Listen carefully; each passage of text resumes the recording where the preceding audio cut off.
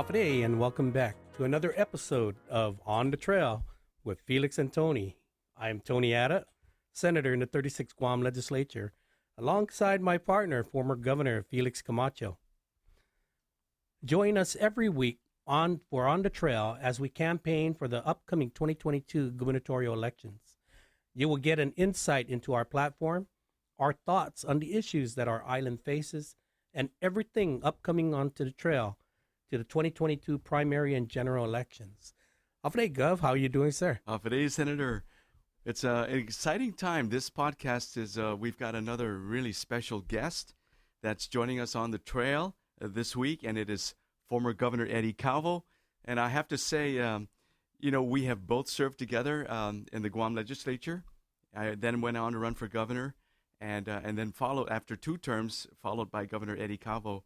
And what's very interesting also is the fact that both our fathers have served as governors of Guam, serving the people of Guam. So we really have a legacy of contributing and serving the people of Guam. And Governor, welcome, and please, the floor is yours, and anything you'd like to say. Yeah, Governor. Thank you so much, Governor Camacho, and soon-to-be Lieutenant Governor Tony Atta. It's an honor and a pleasure to be here. Thank you so much for inviting me. Again, there's a lot of history, and I thought about it just a few days ago because I was together with my 2 boys, and my 2 sons, Eddie and Vinny, are very, very much involved in the gubernatorial campaign, in the youth group with Camacho Atta, and of course, their belief in the conservative values of faith and family that you folks uphold in the Republican Party. And the reason why I'm bringing this up is because you make mention about it. It goes back to the evolution of elected politics in Guam. So with your father and my dad, they actually at the time was called the Territorial Party of Guam. That's right. The forerunners of the Republicans. So they were one of the early founders of the party, and getting so heavily involved in elected public office in the beginning. When, remember, before Guam, everything was run by the Navy. And now there's an evolution where myself and you have served together in the legislature. We've served in a capacity of the executive branch as governors. Yeah. And now we have another generation, your kids and my kids, that are also getting actively involved in working campaign together. Yeah, it's just terrific. So, absolutely. Again, thank you so much for inviting me, and I'm looking forward to working with you and seeing whatever I can do. Promoting the campaign and ensuring that you have ultimate victory in November, and we have a clean sweep with the gubernatorial team, as well as our congressional delegate and a Republican majority in the legislature. So thank you, and God bless you. Well, you're most welcome. And Senator, I know that one of the things we wanted to talk about with our good governor here is about party unity. There have been statements made that we have that were splintered and made reference to your family and my family, or our groups, I think it was referred to as. And I think even the topic of illegal aliens and what's coming in. So why don't we begin with that? Because I know in your term, Governor, you certainly had to deal with illegal aliens. So, but let's first get to the party unity thing. Yeah. Why don't we continue on that track? Yeah, I'm not too sure. When I'm looking, in fact, from the very beginning, first of all, we both have been in positions of leadership, both the governor and myself. And when you are in that position, decisions that you make are not always the most popular. Right. And sometimes when you make decisions, there are people that like them and don't like them, but you got to stand by your decisions. There's nothing personal. So you can never have perfection when it comes to everybody agreeing, even with one party. So whatever this thought is that because maybe there's differences of opinion on how we've made decisions, that does not mean that we all agree in one thing. And one thing we do agree in is that with the leadership of Camacho Atta, what we did see for 16 years of progress being made in this island, first with your first 8 years, and then with the 8 years, my term serving the governor, that let's face it, that those 16 years of stability and growth, how quickly things have reversed over the past 3.5 years. Yes. And this whole statement by the current governor that there's disaffection or a split, nothing is farther from the truth. When I sat down with you for a lunch, and you announced you told me your intentions to run, I was, again, you knew even back then, and that was months ago, that you had my, I had your, I was giving you my full support. Yes, absolutely. And a lot of it has to do with what we like I said, we don't always agree with everything, but the core values, the core beliefs of how we govern, we're very similar. Absolutely. And what I saw with Governor Camacho, first of all, he's a man of faith. And I think anyone who steps into office in a position of leadership, you got to believe there's something greater than you.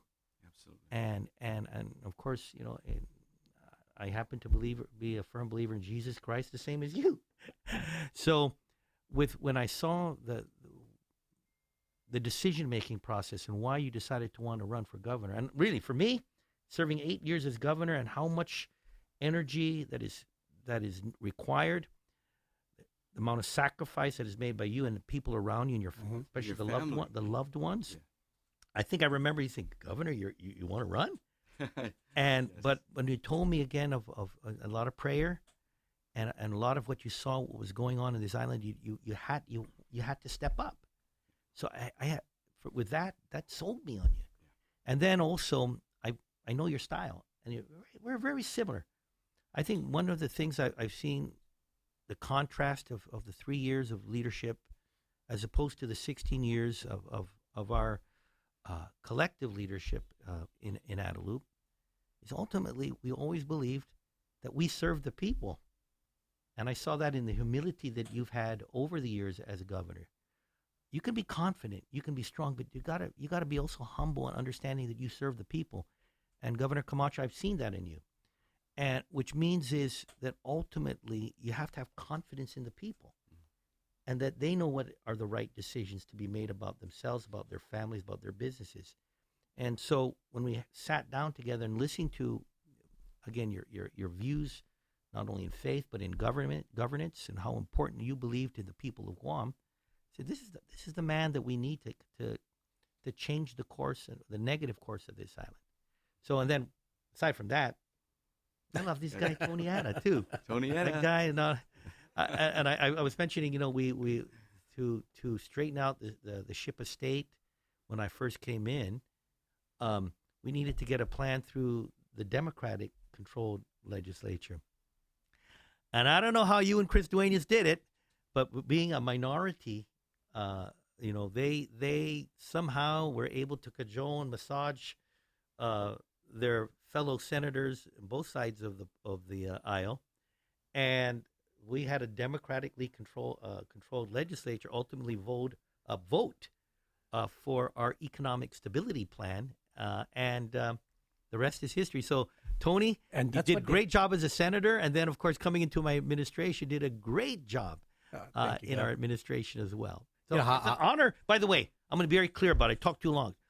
I, Eddie Basa Calvo, and my family throw our wholehearted support for Governor Camacho and Senator Tony Atta, and our votes both this August in the primary and in the November general election. You got our support and our votes, and also we're throwing our support for all Republican candidates, both in the congressional and the legislative race.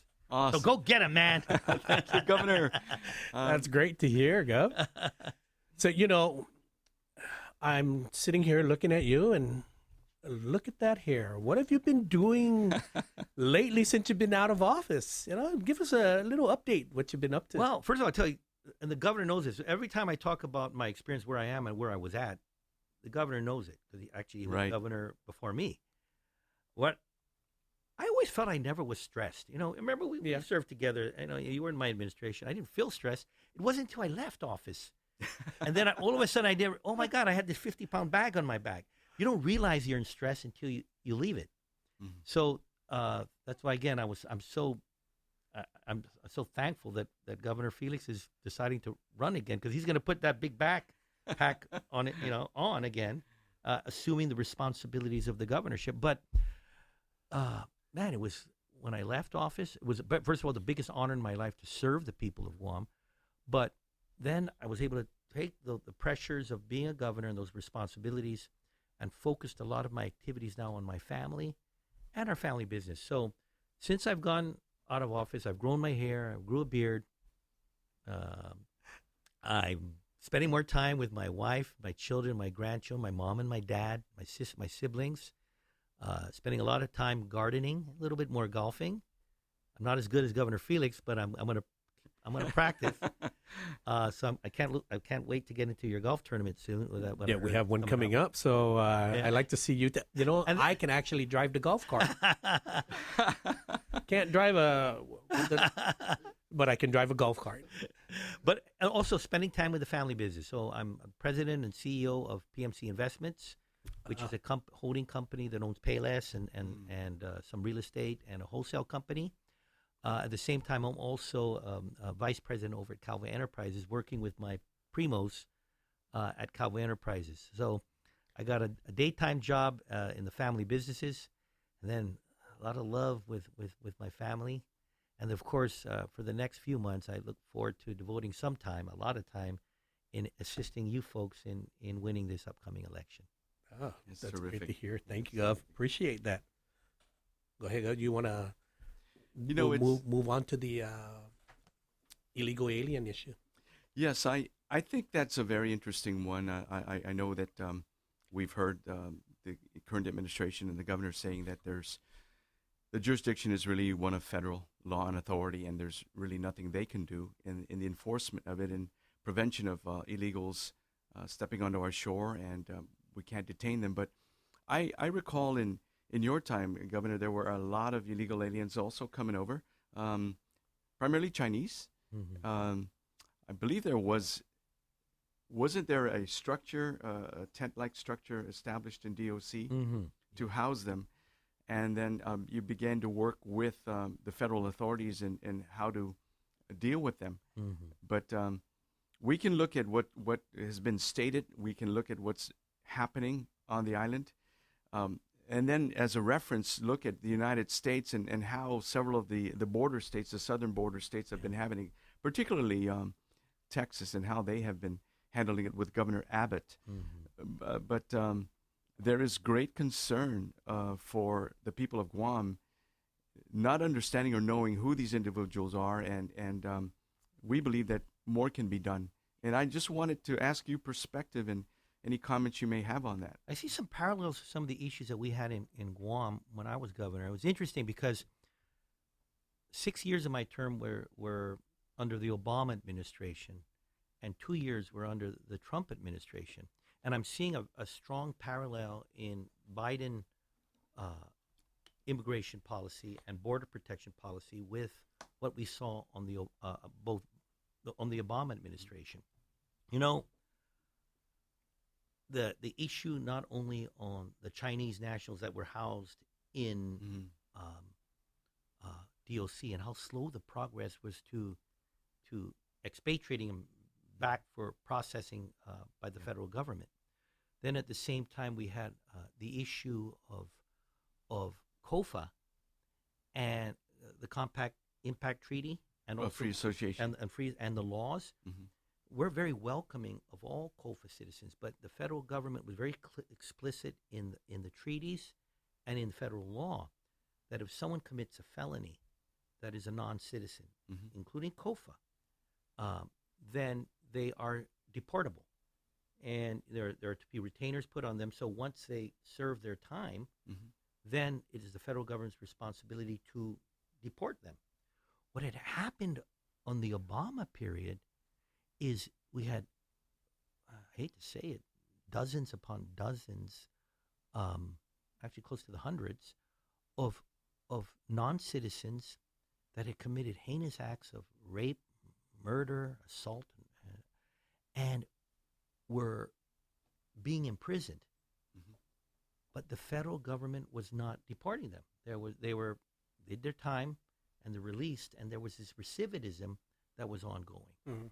And I remember bringing this up to the federal government. He said, "This is the law. This is your treaty."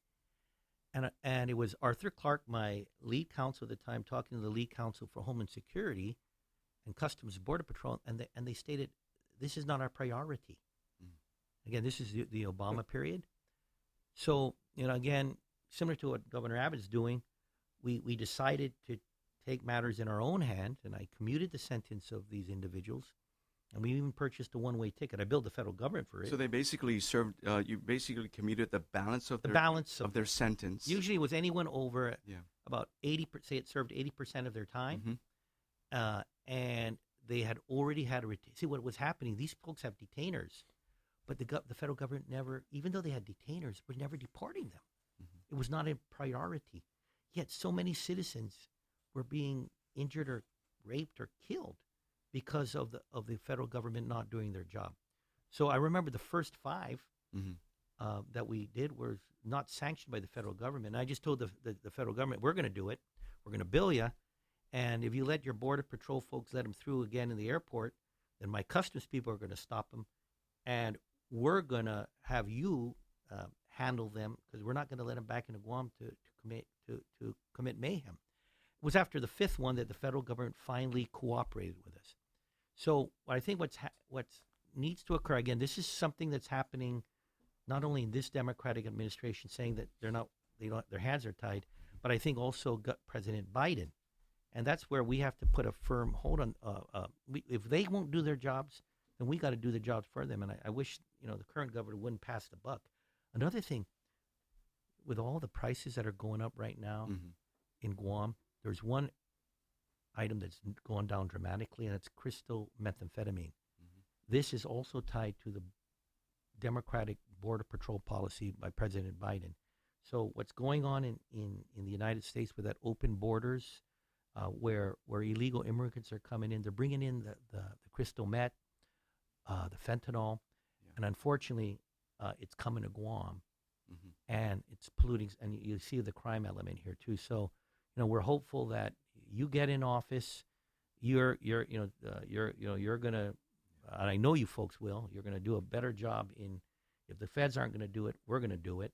And then at the same time, we get someone in Congress, and we get a majority in Congress that can somehow reverse course from this crazy policy by Biden to allow illegal immigrants and drugs into our nation and our territory. Yeah, I think we have a video actually of that was recorded by a local here up north in Guam by Retidian, and we could run that. That really shows what, and this is just a small portion of what's going on. So you can see them waiting. Where you guys came from?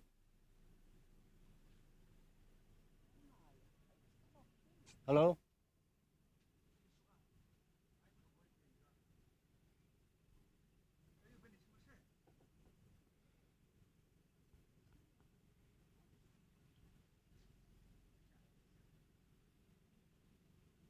Hey. Where you guys came from?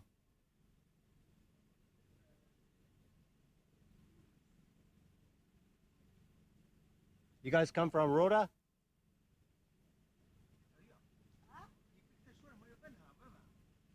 I don't know English. Small English, I don't know. You come from boat? Huh? Boat? What?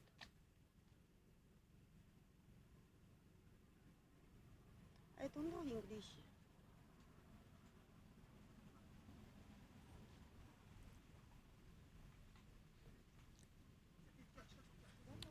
Then here you see a car pick them up.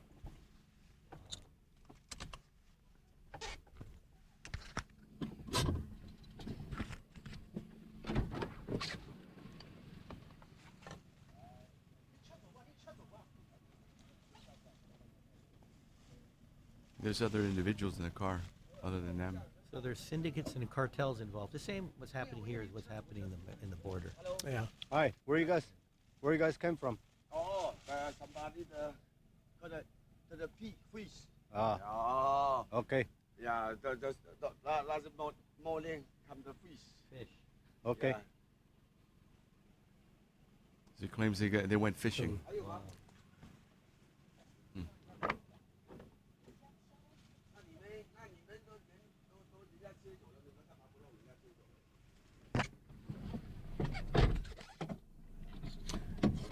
Yeah, so this seems to be happening quite often now. And first, it was the boats that were washing up ashore on the beach sides, and now we got Chinese immigrants that are illegal immigrants that are, hiding in the jungles. And I'm just really taken back by the non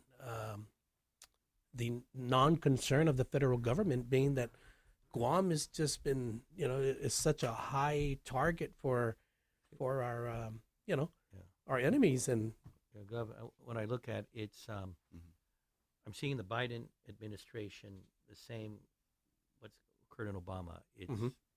It's even more open border. So they're not doing their jobs, and then the current administration at the same time is passing the buck and saying, "I can't do anything about it." Maybe she should look towards Governor Abbott and Governor Ducey of Arizona on their methods of protecting the border if the federal government won't do it. But Yeah, and I think also a coordinated effort with the Commonwealth of the Northern Marianas and not only the governor and lieutenant governor, but the mayors of both Rota, Saipan, and Tinian, because they are apparently Chinese workers that entered the CNMI legally for perhaps construction work or some other authorized work under their program, and have overstayed. Typically, they would be allowed to go back, and the employer can reapply for another 3 years, or they can find work within 30 days or so. But apparently, they choose instead to find a way to come into Guam and find work. And many in the community have said that this has been happening for quite a while now.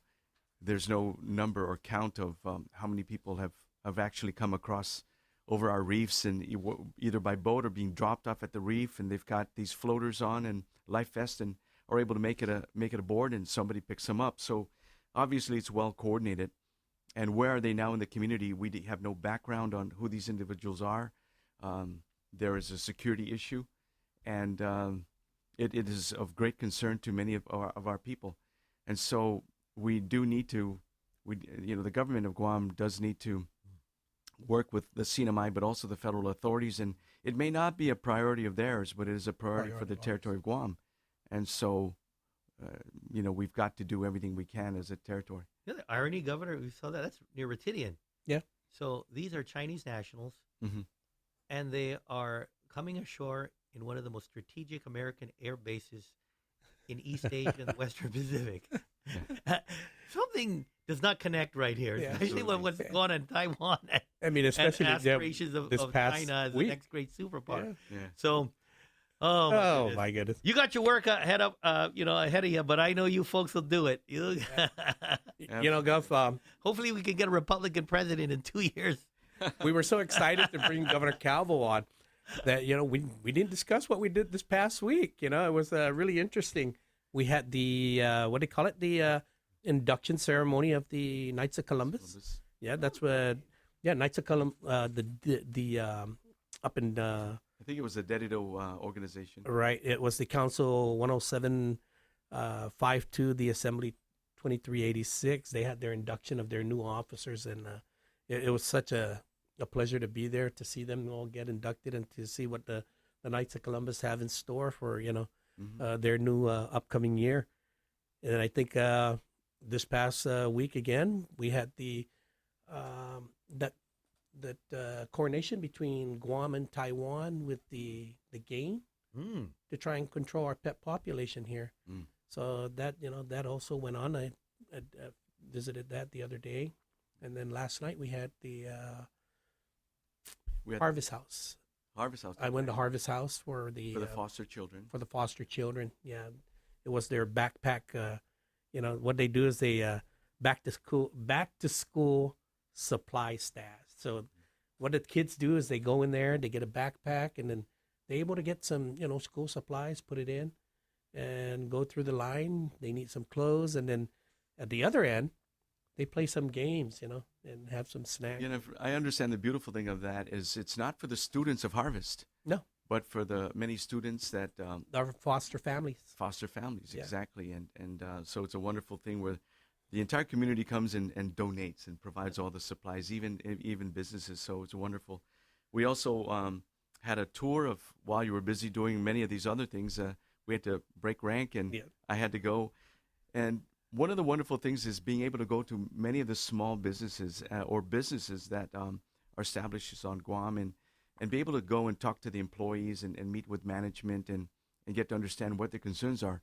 And the questions are quite pointed and very much concerned about, what are you going to do about the economy?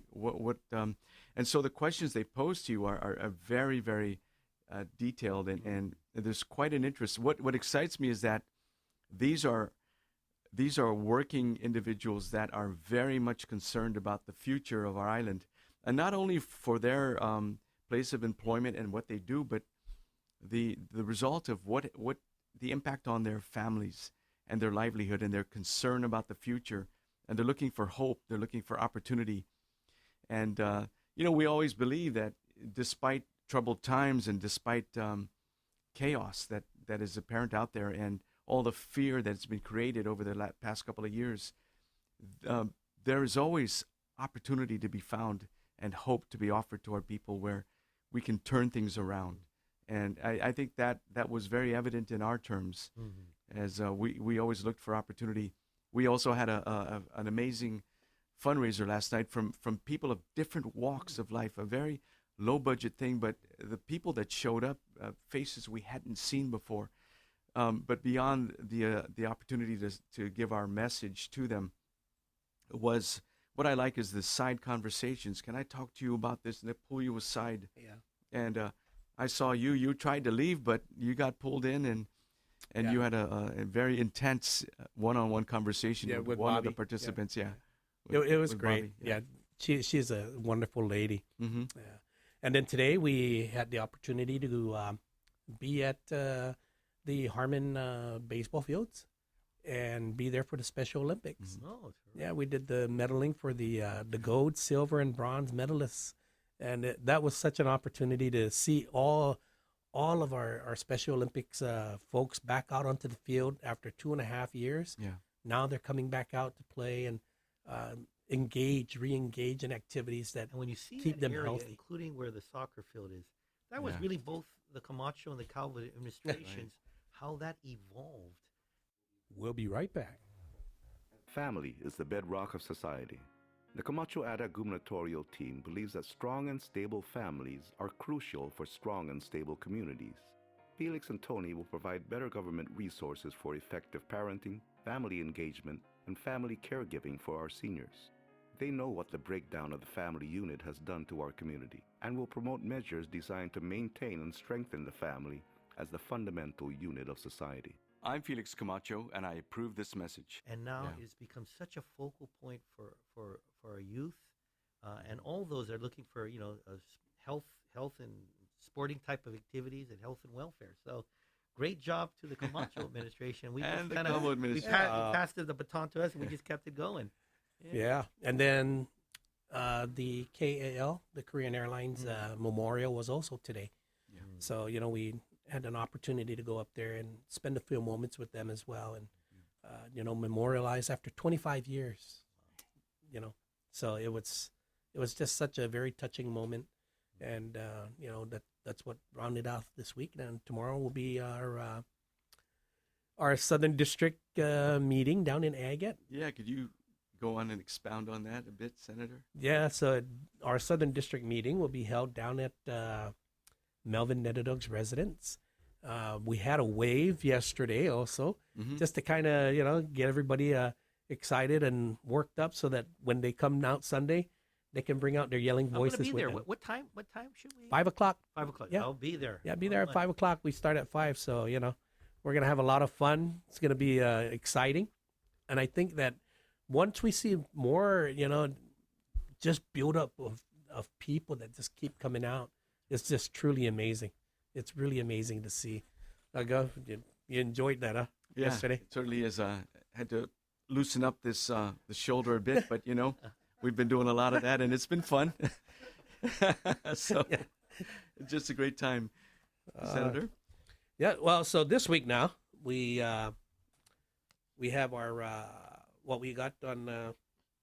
Gosh, what do we got going on this week? Yeah, you want to go ahead and. Okay, so I got one from Zach Hasita. He said your platform outlines several economic strategies, including a different diversification task force and creating an export industry. Do you have any specific export in mind? Also, Governor Liu's America Rescue Plan includes 90,000 aquaculture feasibility study. Is your team exploring any agriculture or aquaculture options? Thank you for your time. Well, I think if I can just address the agriculture matter, and I know Governor Calvo can chime in on this, especially because of Payless and the understanding of the supply chain. But anything that any island, especially an isolated island community of like Guam, can do in providing produce and food products, whatever it may be, for local consumption, I think is extremely important. I also met with Severina out of originally from Rhoda, and she was explaining how she brings in sweet potatoes from Rhoda every week, and people and what she does is it's all pre-ordered, paid for, and they'd come and get it from her. And so this coordinated effort in whatever we can produce locally, I think is extremely important.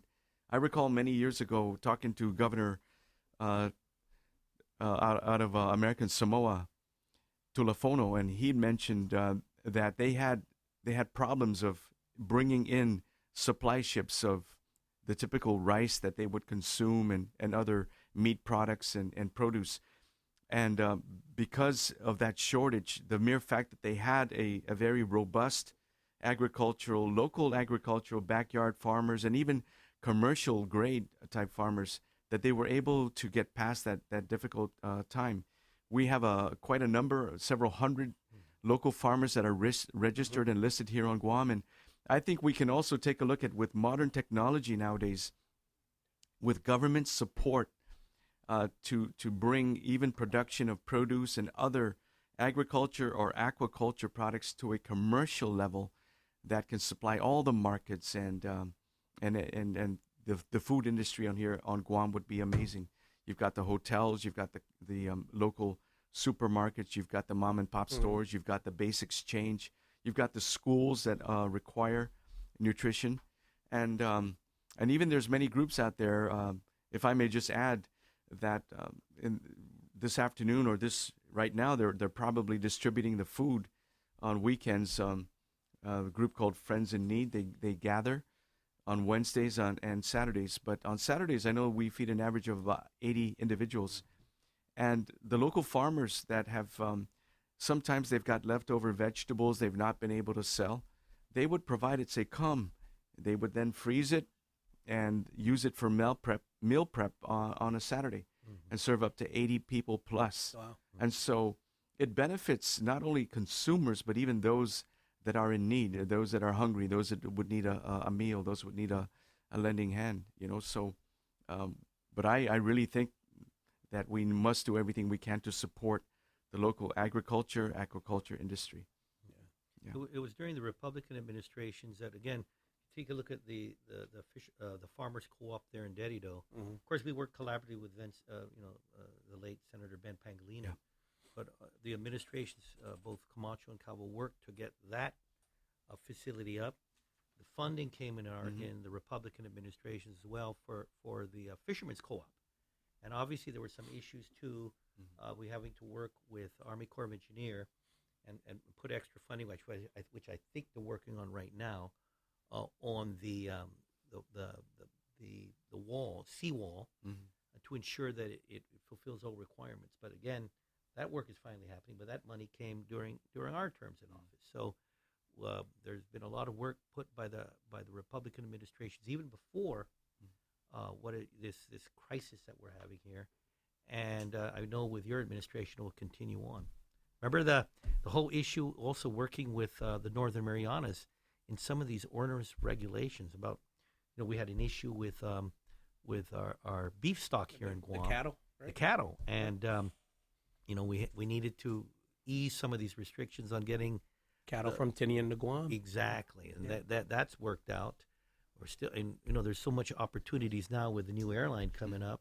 Yeah. To get hopefully some of that great sweet potato that's grown in Rhoda brought here to Guam as well. And I think, are you seeing an issue with produce that comes in with Payless? Oh, Payless has been tough, and it's a lot of these issues come with long before Ukraine too. Mm-hmm. It was the COVID caused a lot of supply line issues and disruption of again really. I think some of the real onerous and difficult restrictions made not only here but by the federal government caused so much issues on production, on fertilizer, on the use of farmlands, and of course the trucking, the transportation. So you just saw last week where many supermarkets, including Payless, had a disruption because of a Matson vessel having a breakdown. And that's why I'm all with you, Governor and Lieutenant Governor, that we work towards solidifying our agriculture and aquaculture base here in Guam. One individual with a vast background in agriculture had brought to my attention the need for a slaughterhouse on Guam. Now, recently, there was a very interesting event that occurred, I think, up north, where there is just an abundance of wild pigs, right? And so it was sanctioned and it was sponsored and authorized, where hunters would go out and shoot these the wild pigs, and then they showed photos of where they had a refrigerated container, a 40-footer, and the carcasses of these pigs that had not yet been gutted and cleaned were stacked in there, and word was put out, anybody that would like fresh pig meat, or come and get it, but you're going to be responsible for butchering it and taking care of it. It's up to you, so come and get it. But he says, the real difficulty in that whole situation that he could see was there's cross-contamination between these animals that have been shot, the blood being mixed. Although it may be in a refrigerated container, it's not the healthiest of situations. But he said if you had a slaughterhouse, even they have professional industry portable slaughterhouses that can be brought in with people that could properly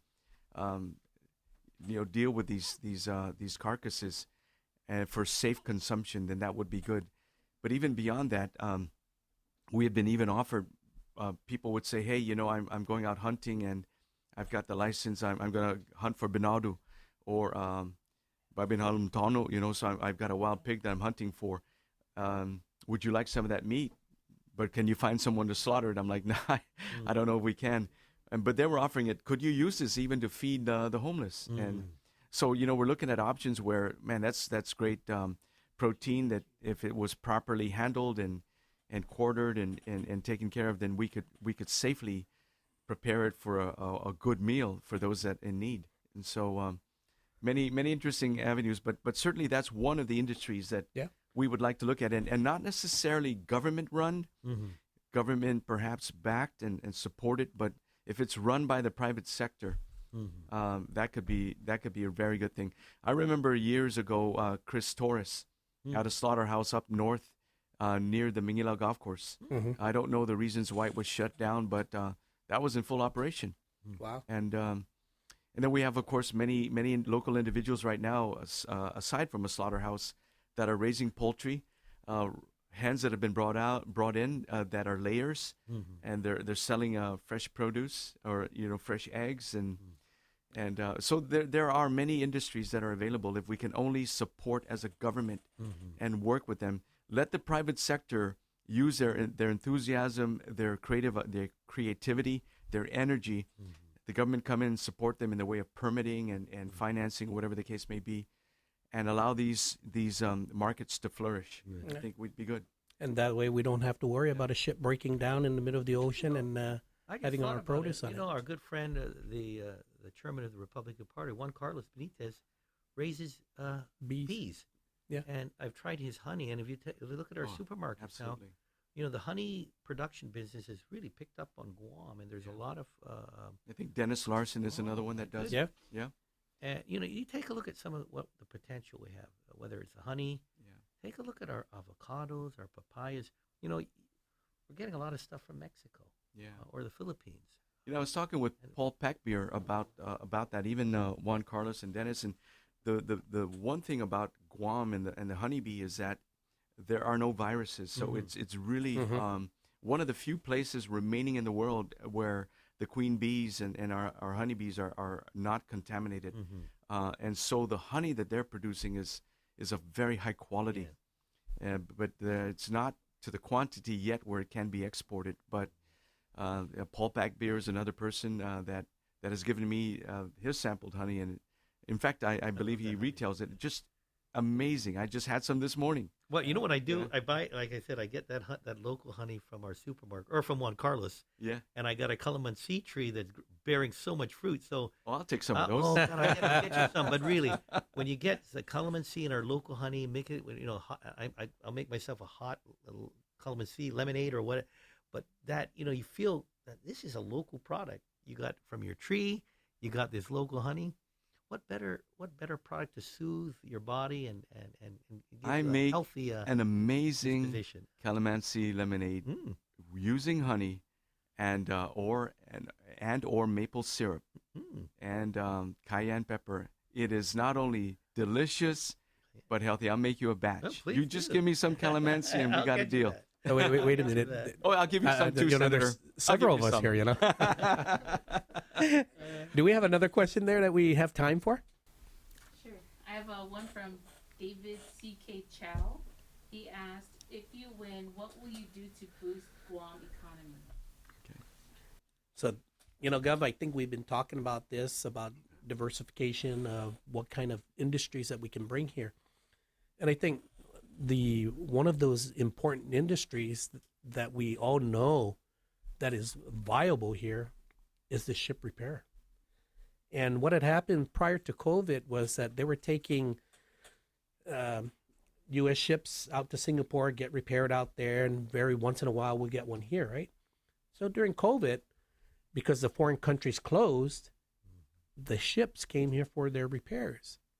But now that the countries are open again, they're taking these ships back out to be repaired in a foreign country. We need to work with the federal government in establishing that Guam should be the priority when ships need to be, port of call for repairs or scheduled maintenance, so that we'll be able to build up our ship repair facility once again on Guam. And I think way back, that used to be a very big industry here, wasn't it? Before we started the show, I was talking to Governor Felix Camacho again. His push on education, Right. and particularly on charter schools, and you take a look at really right now in Guam. It doesn't have to be just a college education, particularly with vocations. We both of us worked with the Guam Trades Academy, GCC.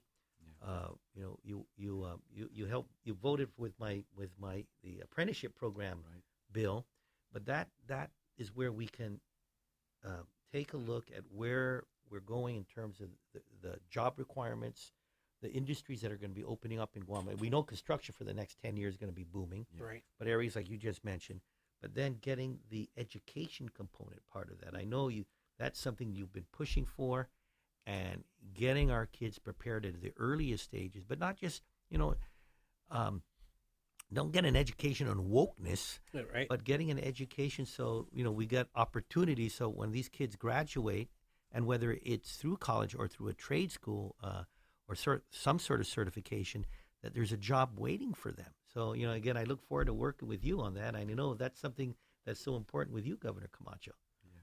Yeah. It's very interesting. I just I was just at Duenas Camacho and Associates DCA engineering firm. Of course, my brother Tom is a partner in there, and in talking with John Duenas and the others, Ken, that were there, they introduced me to individuals. As I went through the office, I went into the back area, but they introduced me to a certain individual who's a surveyor, and others that were planners, and others that young entrepreneurs that are coming in as understudies to get their engineering certification, at PE, professional engineer designation. And the fact that there are shortages of these skills that they can be trained and certified. There's a generation of these individuals that have been around for 30 years, Right. and are going into retirement, and they're like, we don't have anyone to succeed and follow us. So there are many opportunities out there for our youth, if they were interested in these specific areas, to be properly trained and certified. I mean, surveyors, planners, just amazing opportunities within these engineering firms to get out there. And they're good paying jobs. Mhm. And these jobs are jobs that are absolutely necessary for any community.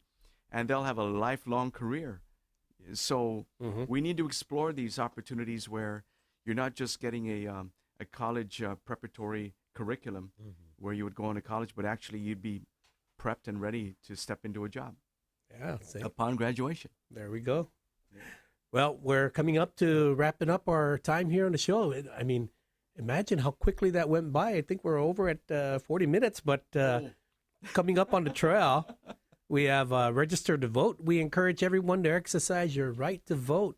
You can register to vote at the Guam Election Commission, located on the second floor of the Oka Building on Fahrenheit Avenue in Tamuning, or go online at www.gec.guam.gov. Individuals may opt to register to vote or update their voter registration record when they apply for a driver's license or Guam ID at the Department of Revenue and Taxation's Motor Vehicle Division, or you can visit your village mayor's office with deputized voter registers that are there now.